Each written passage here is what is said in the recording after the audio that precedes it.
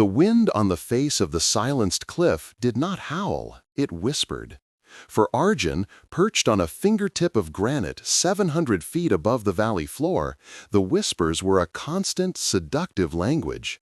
They spoke of the void below and the secrets above, of the ancient, rain-lashed fissures that held his life's obsession, the sky caves of Anahata. His fingers, chalked and bleeding, found a new purchase. Each movement was a calculated prayer. The climb was not an assault, but a negotiation, a ritual of respect for the stone. He was a historian, but first he was a climber. The two were inseparable. To reach the lost library of the pacifist kingdom, one had to earn the right through sheer, silent endurance. The final overhang was the cliff's last defense.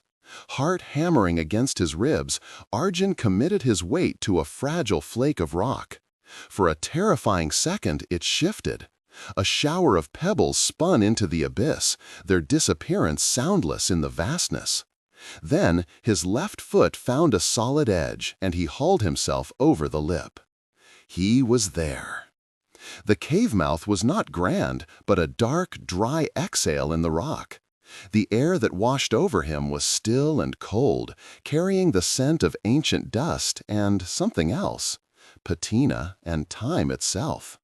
He shrugged off his pack with reverent slowness, his headlamp piercing the darkness. The beam illuminated not a cavern of glittering treasure, but a sanctuary of profound silence. The walls were lined with niches, and in them rested the ghosts of knowledge. Scrolls, their ends peeking from cracked ceramic cases. Palm leaf manuscripts, stacked like the ribs of some delicate fossilized beast.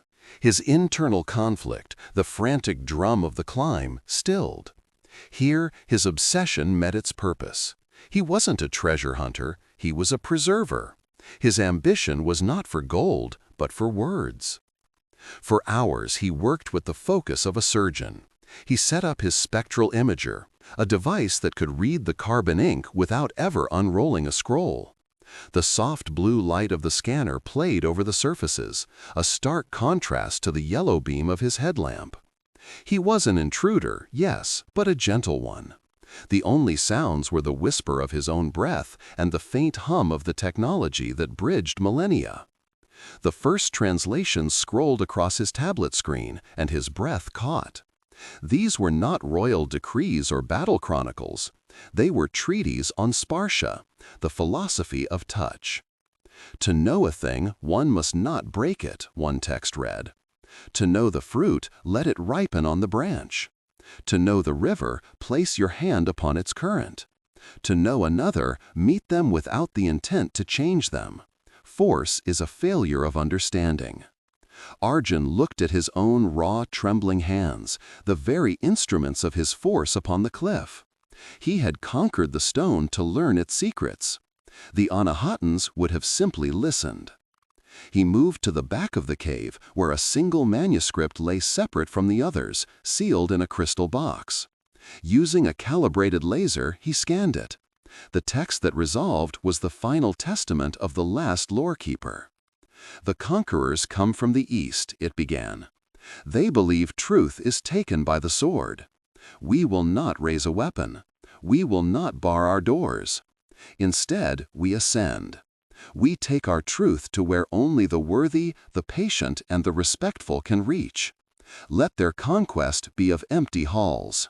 Our legacy is not in gold to be plundered, but in stone to be understood. Let this library be a question.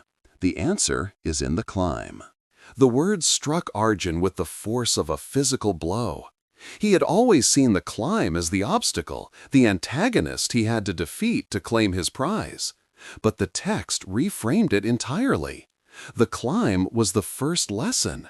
The peril, the focus, the absolute demand for respect. It was a filter.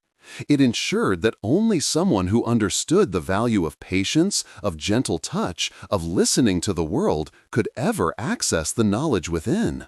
The true antagonist was not the cliff, but his own perception of it. He had come to document a philosophy, all the while misunderstanding its very core. He had been an eager student, but a clumsy one. Weeks later, back in the world below, Arjun presented his findings. His papers, rich with high-resolution images and translations, revolutionized the understanding of the Anahatan kingdom. He spoke of Sparsha, of their radical pacifism, of their elegant retreat from violence.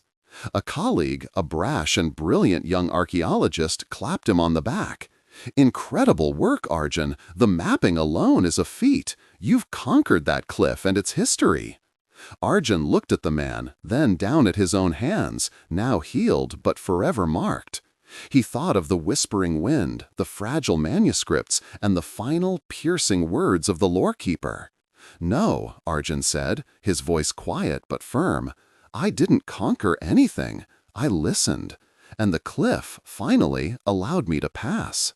He turned back to his screen, to a high-definition image of the crystal box text. The climb was over, but the understanding was just beginning. He had gone to the sky caves seeking a library to document and had returned with a philosophy to live. The real work, the patient, lifelong practice of true understanding, had only just begun.